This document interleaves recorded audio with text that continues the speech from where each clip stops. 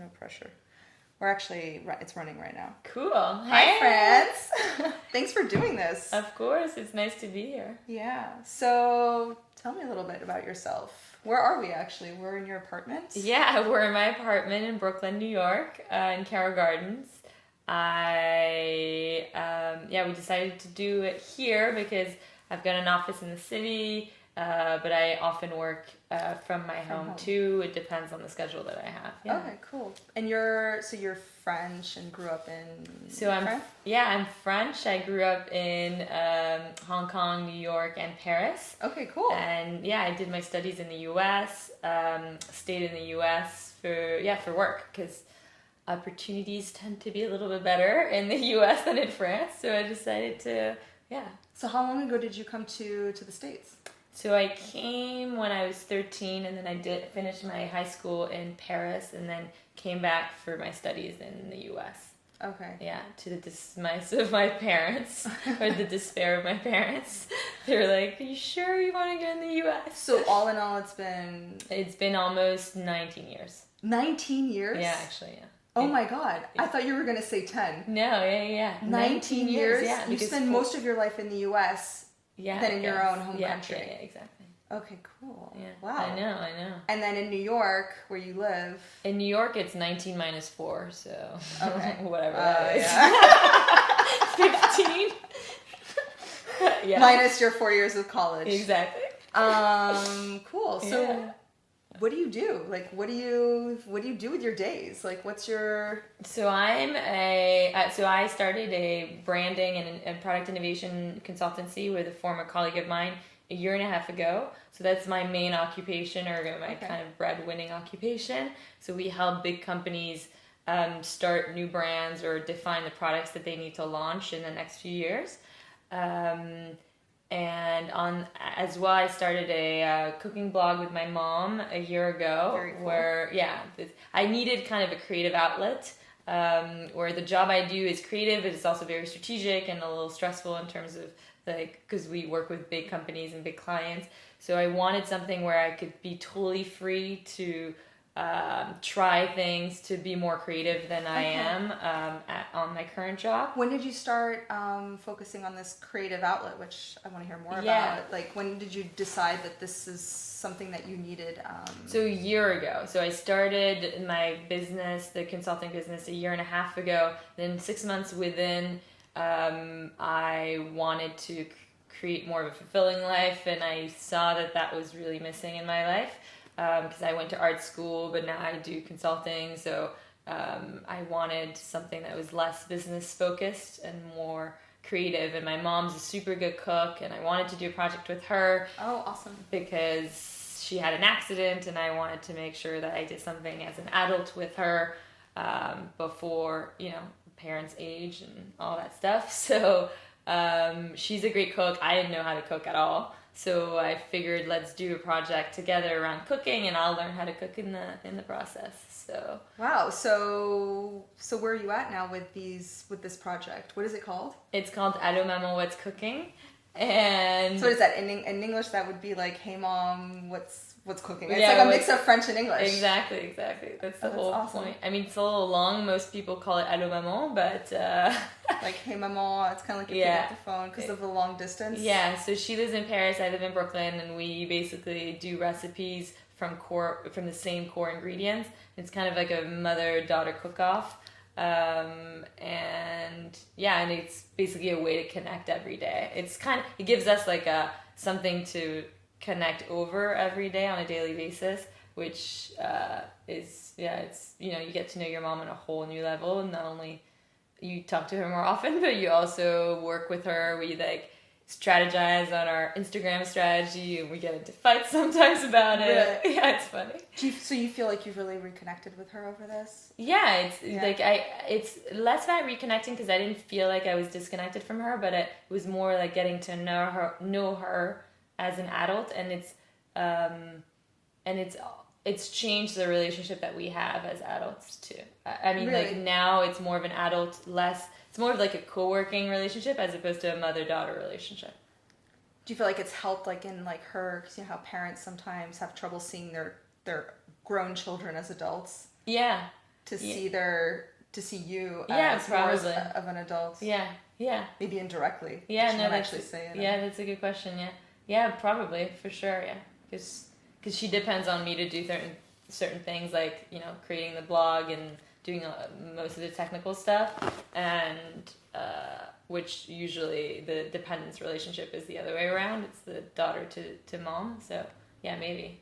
Oh, cool. Yeah. So you have the consultancy business that you started a year and a half ago. You now have this project. Yeah.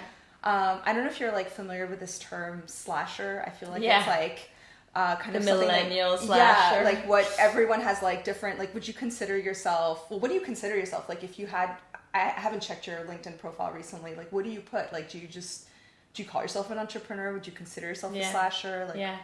So slasher, yeah, I think I am a slasher, but I think a lot of people are slashers. I think there's a huge movement, I'll just talk to myself, but about myself. But I think I got to a point where I was dedicating a lot of time and energy to my work, and that was a 9 to midnight at a company. And I wanted to basically create a life that was a little bit more fulfilling, so I created my business. That's a breadwinning business, but I saw that there were unfulfilled aspects in my life, and so I basically created other things in order to fill the holes, so to speak, and complete the circle, I guess. So I get to be challenged intellectually with my consulting business, and I get exposed to big companies and have more of the traditional client consultant relationship, and then I get to be more creative and more emotional, so to speak, with the Allo Memo It's cooking blog. And then I love sports, and exercising is a huge thing in my life too, so that's another outlet too, where I get to I think little by little, I don't feel like I've set the perfect life, and I don't feel like I'm done. I think it's a constant evolution and a constant work in progress. Right. Where I think I just became more flexible and more open to maybe admitting that certain things are not working and that I need to make a change in order to be happier. I think. When was that? Do you think there was like a tipping point or like a breaking point for you, or was it just always part of your journey in some sort? No, I think there was a tipping point where after 10 years in my career, I gained more confidence, and I realized that I could potentially go independent, and I did have enough skills to go on my own. You never have all the skills, but I did have enough skills to go on my own, and so. And I mean, that's a personality thing too. I've always hated rules. I've always hated structures, processes, and so you knew that about yourself. Yeah, but I didn't know I could actually create something on my own or for myself that was a better fit, because I didn't believe in my skills. I didn't have confidence enough in my past experience in order to do it. But I think so. You needed that time where you were working in, I guess, corporate America. Yeah, kind of. Yeah. Serving corporate America, for sure. to figure out that there was another way for you. Yeah. Was it hard to come to that? No, it actually to come to that conclusion, or was it like a natural progression into? I think it was just a natural progression. Really? Yeah. Okay, that's really interesting. Yeah, it was a natural progression, because I didn't start my career saying I'm going to start my own consultancy in 11 years. Not at all. I just tried things. Challenged myself to discover new industries and new types of jobs, new types of responsibilities, and then after a while, you get exposed to different things. I think like in the first 5 to 10 years of your career, you need to expose yourself to as many things as possible and challenge yourself as much as you can. Take the risks, and because that's when you're going to grow and learn. Which is what you did, right? Yeah. So you worked in different agencies, from what I understood. Yeah, so I have a design background, and I went into strategy for a design company, and then I left design and did purely strategic branding and product innovation, which is the type of things that the McKinseys of the world do. So I've and that's pretty rare to come from the design and arts world into that. But I think the US has had to do a lot with it too, where I was able to make that shift. I think in France it would have been much harder. More complicated. Like, yeah. I can attest to that. Yeah, exactly. But I forget what the question was. But yeah, so I just challenged myself the first 10 years, and then it depends on, who you meet. And I met my current business partner at my former job. We started talking about it in San Diego at 3 a.m. in a hotel room one night. Yeah, we were working our asses off, and we looked at each other, we're like, we should do this for ourselves. And then it took us like 9 months to a year to actually make the move.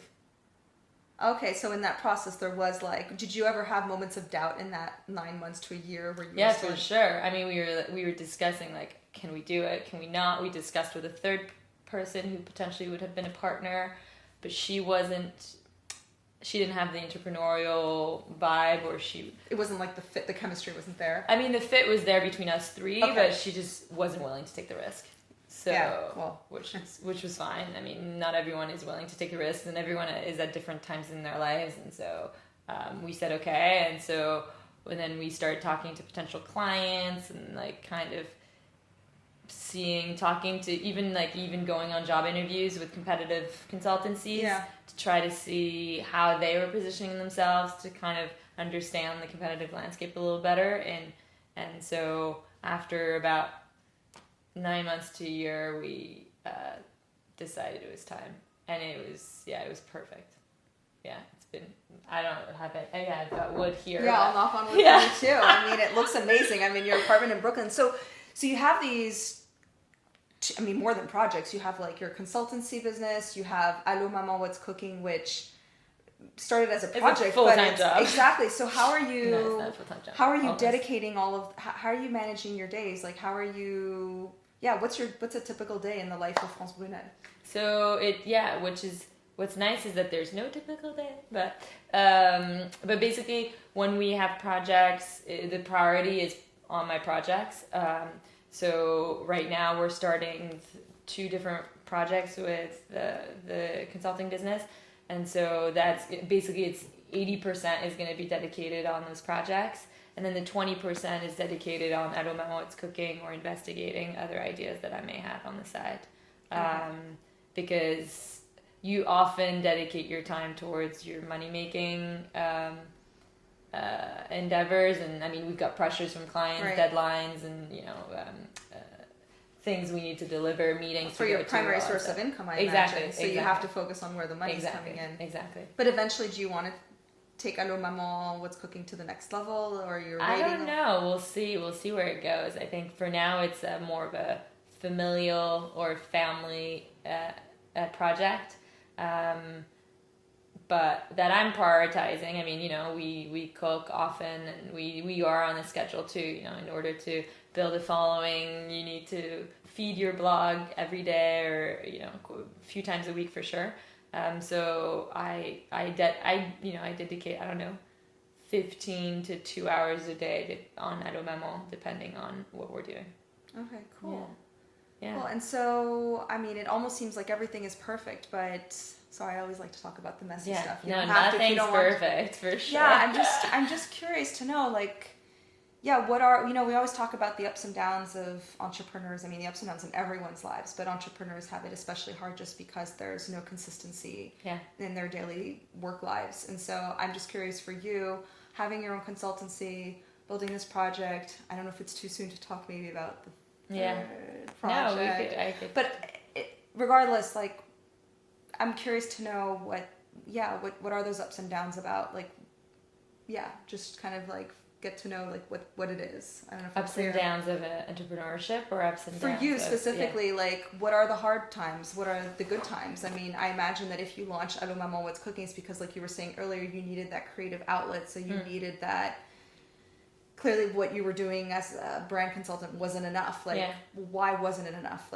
Was it what's hard about just doing that alone? Or is it New York? Is it cultural? I don't know. Yeah. If it's too vague, I can be more specific, but that's kind of I'd like to keep it open because everyone has their own story. Yeah. I think the ups and downs. I mean, there are definitely ups and downs to starting a business for sure. The first week we started a year and a half ago, my business partner was sick as a dog. I'd never seen him like that, and that had to be I'm sorry. No, that had to be psychological. I mean, no, just sick like with a bad flu.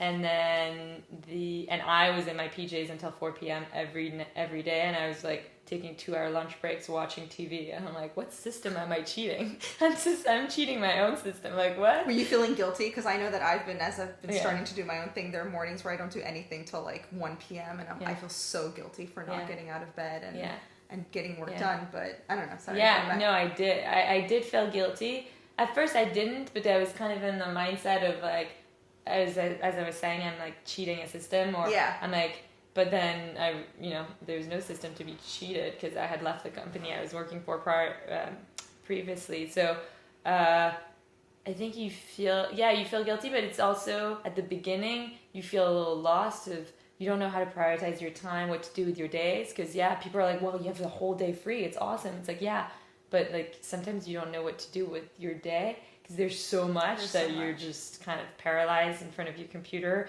You have to make it the best out of the day and actually like use the time because you've got tons, but sometimes it's actually counterproductive because you don't use it well and you waste so much time. But I think at the beginning there's like at least a few weeks or a few months where you're kind of adapting and learning how to use your time. But the best way is to put structure on your days. You wake up every day at the same time. You go to the gym at the same time. You have lunch at the same time. And so you've imposed yourself a schedule and you follow it because that works for you. Yeah, and going out of your house helps too. Working in cafes, that doesn't cost much money and that helps.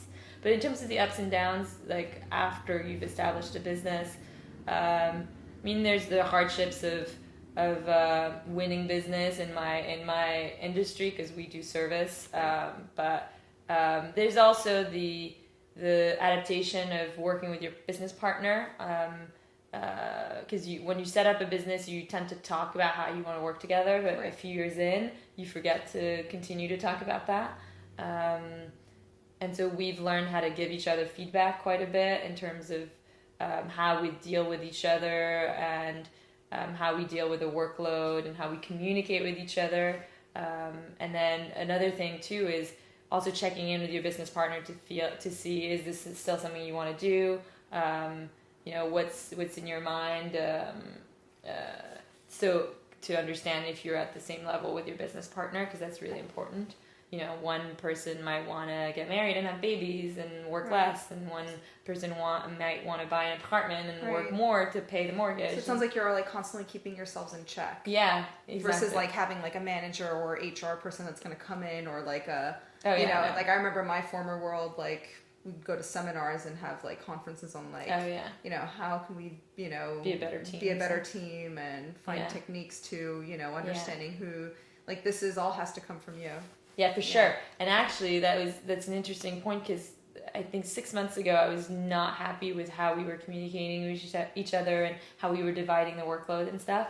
And so I spent like a few days being really aggravated and kind of nervous and anxious. And I thought about it. I'm like, this is only up to you, France. Like you have to just take the situation and make it better. And you can, because you are the master of your own life and you own this company. So if you don't say anything, no one will. It's not like your boss will suddenly change, or your coworker will defend you, or you will, I don't know. It's you and yourself and this guy who's working with you and your partner. Exactly. Yeah. So I brought it up and we talked about stuff and it was fine. Yeah. Cool. Yeah. Are there hardships or ups and downs? I think it's in my case, we started this consulting business because that's kind of what we knew how to do, because we needed to pay bills and we wanted to not have bosses anymore. So it's not necessarily what we have the most passion for. It's fun. It's always new. It's cool to be creating new brands for huge corporations. I mean, there's like a great level of responsibility and challenge that comes with that, but it's not necessarily what we want to do in the next 5 years. So I think one of the ups and downs is that we're wondering, okay, I'm dedicating 80% of my time on this, but I'm curious to see if I maybe want to do other things on the side. So finding time to explore other avenues while you're running a money-making machine is the hardest. With the stress of knowing that it's just you and yourself that can provide that income. So if you're not working towards it, versus being in a company where you slack off a little bit, you're getting a steady income. Exactly. So I have a question, like, you've done the same job now in an agency, working for a boss and working for yourself. Would you say that what's easier? Maybe that's a simplified question, or maybe it's a loaded question, but no. I mean, I think they're different personalities, but I mean, for me, I love working for myself. I always think that I could potentially go back to a job if this fails, which is reassuring. I just go to interviews and I'll find a job, but that would be not the avenue that I would want to take. I think once you start working with yourself, if it goes well, then it's amazing. I mean, you're the master of your own schedule. I mean, it's amazing. It comes with lots of stress, and that's why it's a personality thing. For me, the freedom and the challenge of creating something new that's mine is greater than having to deal is something that I can't give up versus and therefore I will live with the stress that comes with it. Like, stress is what happens. It's almost like, because there's like bad stresses and good stresses. This is like what the good and healthy stress. Like, but there's also insecurities. It comes with the freedom comes with insecurities, but I'm willing to live with the insecurity in order to get that freedom. The benefits outweigh. But like, people that work in stable jobs tend to like the security more, or the structure, or the processes and stuff like that. So I think it's definitely a personality thing. Because it's important to know yourself, clearly. Yes. So how do you? Because especially in this world where like everyone's obsessed with being an entrepreneur. Like, our generation think it's kind of the mark of success. Oh, you have your own company, awesome. As if everyone is meant to be one. Exactly, which I think not at all. Yeah. So how do you? I mean, I've known you for a long time, but actually, I've never really asked you this question. So. Yeah, how did you know? I mean, you kind of alluded to it earlier that it was this natural progression, but like, how do you know, or how did you know that this was the path for you? Like, that this. I guess the question is, how do you get to know yourself? How do you find out? Is it trial and error? Yeah. Is it just if people are more intuitive? Yeah, I think. Or for you? For me, I learned by doing. I mean, just like the cooking blog. I didn't know how to cook, and I had to start a cooking blog in order to force myself to cook in order to learn how to cook. So for me, it's trial and error.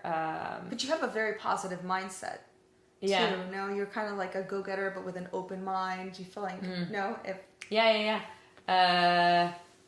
Yeah, and that helps. But sorry, what was the question again? No, the question is like, I'm just trying to. I guess the conclusion from what I'm hearing from you is that the question was, how do you know yourself? Because it's so important. We're talking about some people are meant for entrepreneurship, some people aren't. In fact, I'm still figuring it out. Yeah, but I think, I mean, to be honest, like, it's not because I started this business and that I have a cooking vlog that I'm done and that I'm, up there, or that I've succeeded and that's it.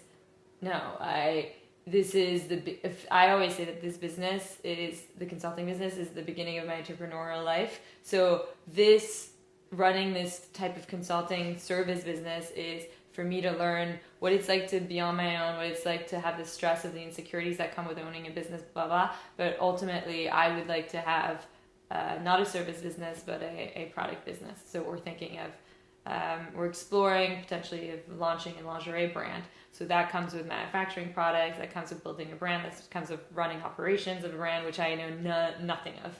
And so for me, that's like this scarier type of business to start. But starting this service business is kind of a trial, a warm-up. And so this is like chapter 1 of this talk. So we're going to have to do chapter 2 and let's hope. See where you let's are. Hope I have lingerie to show you next time. We'll see. Yeah. I like that. It's an open mind always towards like the next thing that you don't even have defined in your head, and that's great because it keeps you on your toes. And without also being obsessed with what's next too, because having a business requires a lot of attention. So you can't, put 20% of attention or focus in your business and 80%. I mean, you can, but you'll have different return on investment, I guess. Yeah, no, you're right. And so, I don't know if I had given you this question earlier, but like, do you live by like a daily mantra or several of them, or not at all, or is it something within you that maybe you can't put into words? But I'm curious to know, like, what do you live by? Do you have like these values or a mantra that you live by? Yeah, there's some mantras that are personal, and there's some that are not. Only say what you feel comfortable saying. I think one for me is focused creativity. It's maybe not a mantra, but it's an intention, and that's usually my intention every day.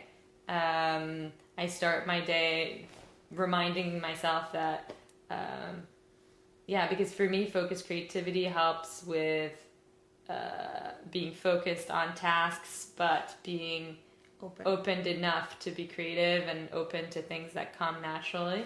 I get it. So it's a way to discipline not a way to discipline your creativity. You're allowing yourself to be creative, but you also have to make sure that you are being creative in a controlled way. Like you're allocating time for it. Yeah, or it's more, for me, it's more because when you're focused and getting things done, it tends to be rigid, or I tend to be rigid, and I lose kind of the creative side. And so focused creativity is the best of both worlds. And I don't know why. I mean, I've never actually like verbalized why that's kind of my mantra every day. But that's like your thing. That's what you hold on to. And then other mantras that are personal that I won't say, but I say to myself every night before I go to bed. And those are more reinforcement or gratitude stuff. Like self-compassion. Yeah, around that. More around that. Being nice to yourself. Yeah. Or affirmative or like what's it called? Like if when you're like a self-affirmation, like exactly. Yeah, more like that. Okay. All right. Well, thank you, France. This has been great. Of course. And I look forward to chapter 2 if you're willing to. Of course. Be on this again. Yeah, I look forward to hearing more about your endeavor too. Thanks. How do you relate to what I've said? Is there anything that kind of resonated based on the process that you've taken in order to create this community of women entrepreneurs? Well, I'm really at the early stages. Like, I left my job 4 months ago, whereas I feel like you've already been an independent for quite a while. So yes, there's one thing that did resonate, and that was the idea that working for yourself, you have, it's basically the idea that you can choose how you spend your time. And I find that so rewarding. Yeah. Now, I haven't yet learned how to monetize myself, so I'm not, in a situation where I'm like, yes, I'm an entrepreneur, I'm making money, and I get to choose how to spend my time. I'm still figuring that part out. Yeah, which is normal, because in your situation it takes longer. But I'm already getting a taste for what it's like to learn how to spend your time, because also you get to figure out where your peaks of creativity and focus are, to go back to what you were saying. And so I've learned along the way in the last few months that I'm not a morning person. So it's not that I don't work in the morning, I just do easy tasks. Yeah. And then in the afternoon and early evenings, that's when I really, I really have to start focusing. That's when I allocate most of my time, because I know that that's where my peaks of creativity are. So that's huge. That's really important. I'm a morning person. My business partner is a night person. So we always say we cover all the full spectrum of the hours of the day, where he starts his day at like noon. Yeah, you were telling me this. And he ends at 2 a.m. or 4 a.m. And I start my day, I could start at 6, but I end at 6 for sure. Yeah. Whereas like in a corporate world, well, you kind of have to perform when Yeah. you're being told to perform. I know. And people are not at their peaks and so I don't feel like people in corporate environments are necessarily at their full potential when they're supposed to be at their full potential. That's true. But so that's life, right? Yeah. But it's all about in my opinion, figuring out how to get to know yourself. And so that's why I was very attentive to like where how you got to where you are today. And thankfully for you, it seemed like a very natural process. But for others, it's a natural process of trial and error. And I think you just have to figure out how you learn. And I learn by doing. So I've just tried things. Because you're not afraid of doing. But most people are afraid of doing. Yeah. Yeah. I think. Yeah, but we're all afraid of different things at different levels. I don't know. If you're not afraid, what do people say? If you're not afraid, it's not worth doing. Yeah, but you'd be surprised. Even I am. I'm afraid. I'm afraid of. We're all afraid of failing. Yeah, but it's the people who. But I think the people who end up leaving their jobs, doing the thing on their own, have already in their minds like overcome a lot of the fear that holds a lot of people back. I know tons of people in companies that are unhappy. But but they're unhappy doesn't mean that doing their own company would make them happy either. I think like that's what I was saying earlier. You're right. Like entrepreneurship is the summum of happiness now. It's maybe it won't make them happy. Maybe they're unhappy because of the company itself or the job. But maybe they could find an organization that works better for them. Yeah, but they're too afraid because of the comfort. Yeah. Yeah, no, the conclusion is not everyone needs to move into entrepreneurship, but it's finding what works for you. Yeah. And getting to know and it starts with getting to know yourself. Yeah. And I think that before you get to know yourself, you have to have because I'm figuring it out too, you have to have the courage to show up and just do you. Yeah. Because when you do that, then you actually can see yourself. It's hard to see yourself when they're just ideas in your head of what you could potentially be. Yeah, and you have to have the courage to talk to people when you don't know anything about a specific category. The lingerie thing we're doing, talking to tons of people, even investors in lingerie, and the questions I'm asking are super naive, but whatever. I just. But you're doing it. Yeah, I need to go through the process myself in order to gain that confidence and the level of experience that I need. Yeah, absolutely. But you don't always look the smartest while doing it. That's how you feel, right? It's not necessarily what you project. Well, I don't know. Depends on the questions. Cool. Well, thanks, Charlotte. Thanks, France. Good luck with your project. You too.